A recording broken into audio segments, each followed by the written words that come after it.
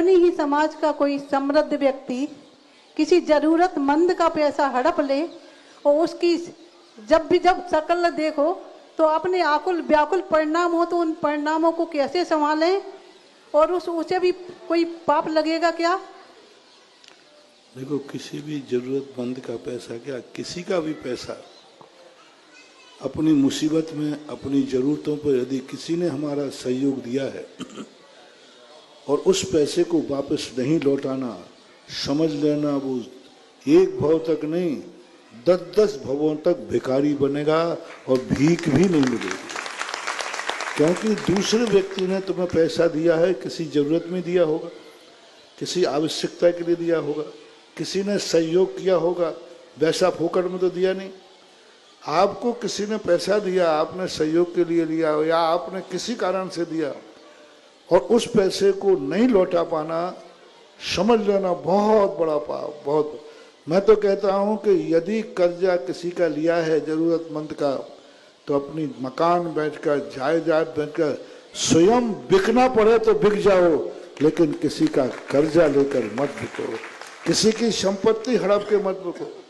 हमारे आचार्य महाराज ने इसके ऊपर एक काव्य लिखा है, भद्रोदय काव्य, समुद्र दत्त चरित्र, जिसके दुष्परिणाम, बहुत दुष्परिणाम होते।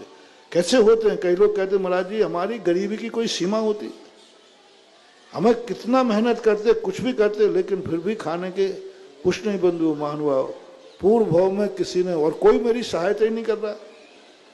कई लोग आगे कहते महाराज जी जैन समाज से कहो कि ये सब दुनिया भर के मंदिर बनवा रहे हैं, दुनिया भर के घूमने जा रहे हैं, सब में पैसा खर्च करते हैं और हम मर रहे हैं,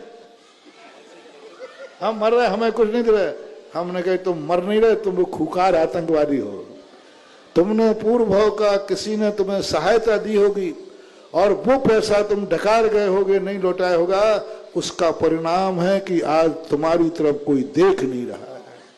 जितने गरीब लोग होते, जितने गिड़गिड़ाते हैं, इनकी दुर्दशा यही है। इनका पूर्व भाव उठा के देखो, इन्होंने को खूब सहायता दी इनके लोगों ने, लेकिन वो सहायता ली और देने का नाम नहीं।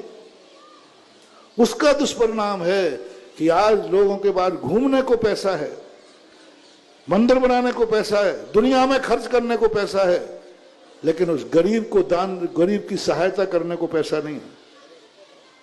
क्यों नहीं हो, क्यों नहीं करे? क्या ये इंसान नहीं है? तुम्हारा पाप कर्म उसको तुम्हारी सहायता नहीं करने दे रहा है। वो पाप, तुम्हारा पाप कर्म कहता है इस पैसे को मौज मस्ती में उड़ा दे, लेकिन इस गरीब की सहायता मत करना, इस दुखी की सहायता मत करना, क्योंकि ये वो पापी है जिसने इसकी सहायता की, उसी का पैसा डकार के ले गया।